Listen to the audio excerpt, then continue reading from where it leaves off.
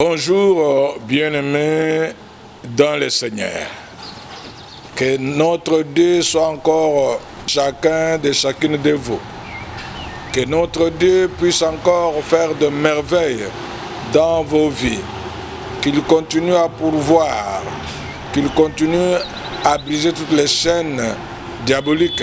Et qu'il continue à vous élever et en vous bénissant encore davantage. Par le nom de Jésus-Christ. Nous allons parler, pour vous qui avez suivi cette première émission, et nous sommes au deuxième, nous allons parler aujourd'hui dans le livre de Jacques, au chapitre 1 et verset 5.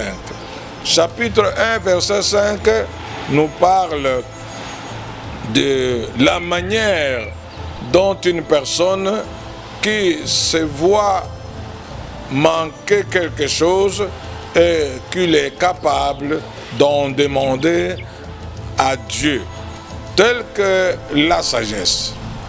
Parce qu'aujourd'hui nous parlons de la sagesse.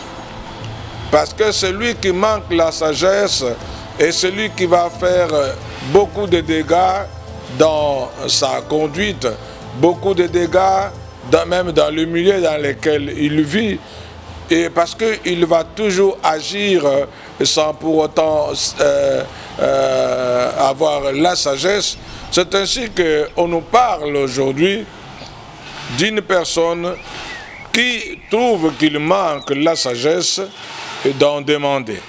Et nous allons lire ça dans le livre de Jacques, chapitre 1, au verset 5. On nous dit ceci. Si quelqu'un d'entre vous manque de sagesse, qu'il la demande à Dieu, qui donne à tous simplement et sans reproche, et elle lui sera donnée. Ici, mes bien-aimés, on parle toujours de la demande. Quand tu constates qu'il y a de lacunes dans ta conduite, dans ton comportement, tu peux toujours demander à Dieu qui donne suffisamment. Dieu est capable de vous combler de tout ce qu'on manque. C'est pour cela qu'on nous parle aujourd'hui de la sagesse seulement. La sagesse est demandable à Dieu. C'est lui qui accorde la sagesse. La sagesse, ce n'est pas l'intelligence. C'est lorsqu'on agit, on se comporte d'une manière digne et sage et qu'on va constater qu'on est intelligent. Lorsqu'on ne sait pas agir comme il faut pour que ton agissement puisse alors te permettre que dans cette démarche, que ça puisse aboutir à une victoire, à une bonne solution, et c'est difficile qu'on puisse penser qu'on est réellement sage et surtout intelligent. C'est par la sagesse. Et la sagesse, on doit la demander. Ici, la sagesse fait partie des choses qu'on demande à Dieu. C'est la sagesse qui peut faire que l'homme puisse manquer l'organisation. Quand tu manques la sagesse, quand tu es sage, tu vas bien t'organiser et tu vas bien comprendre comment évoluer dans la vie pour que la démarche que tu peux entreprendre puisse aboutir vraiment à une bonne solution. Et cette solution, c'est te permettre à émerger, c'est te permettre à aller de l'avant, c'est te permettre à réussir. Quand tu n'as pas la sagesse, donc on peut commencer à tourner en rond, malgré les opportunités qu'on peut avoir, mais on ne saura pas comment vraiment utiliser ces opportunités pour que ces opportunités puissent t'amener quelque part où tu vas sourire, où tu vas louer Dieu, tu vas les glorifier. Il y a des gens qui ont moins d'opportunités, mais ils finissent par réussir parce que la démarche était bonne. Alors, quand on manque cette attitude, cette capacité, la Bible nous dit que nous pouvons en demander à Dieu. Une façon de vous dire que, quels que soient vos déficits, devant Dieu, nous pouvons demander que Dieu nous comble, que Dieu puisse nous donner suffisamment ce que nous manquons, que Dieu puisse nous rétablir encore, que Dieu puisse t'accorder ce que toi tu manques, que Dieu puisse accorder à ceux qui manquent réellement la sagesse, car c'est par la sagesse que l'intelligence se manifeste. Mais bien aimés dans le Seigneur, que mon Dieu continue à vous combler de la sagesse. Et pour cela, ça demande que toi, tu puisses comprendre que c'est à Dieu qu'il faut en demander. Il faut commencer par toi-même constater qu'il y a ce déficit de la sagesse. C'est la manière dont tu te comportes, la manière dont tu te conduis, que le résultat. Quand tu n'as pas un bon résultat dans ta démarche, dans ta manière d'agir, à ce moment-là, tu vas comprendre qu'il y a manque de sagesse. Lorsqu'il y a manque de sagesse, il faut en demander. Demander à celui qui possède tout, c'est Dieu. Lui ne manque de rien.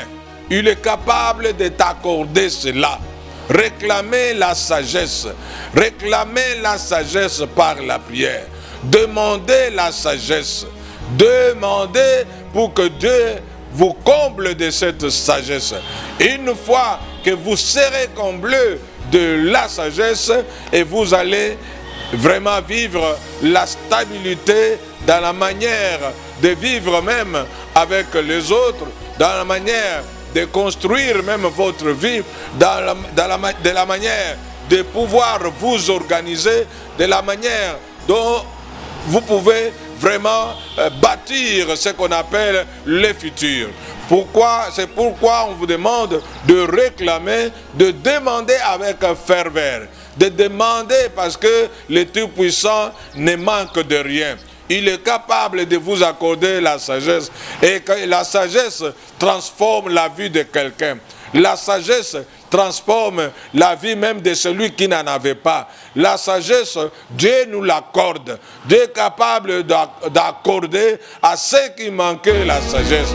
C'est ainsi que vous pouvez voir des gens qui sont dans le Seigneur, que Dieu améliore leur vie, que Dieu change leur vie, et Dieu change leur manière de voir les choses, parce qu'il leur accorde ce qu'eux ont demandé, qui est la sagesse. Parce qu'aujourd'hui là, nous avons parlé de la sagesse, et que Dieu est capable de vous accorder. Ne vous voyez pas que vous êtes moins que les autres. Dieu est capable de vous accorder lorsque vous allez commencer à lui demander. Ici, il est question de lui demander, de lui réclamer, de pouvoir vraiment secouer ce qu'on appelle le trône de Dieu pour que Dieu vous accorde ça. Il va vous accorder sans reproche. C'est ce que la Bible nous dit.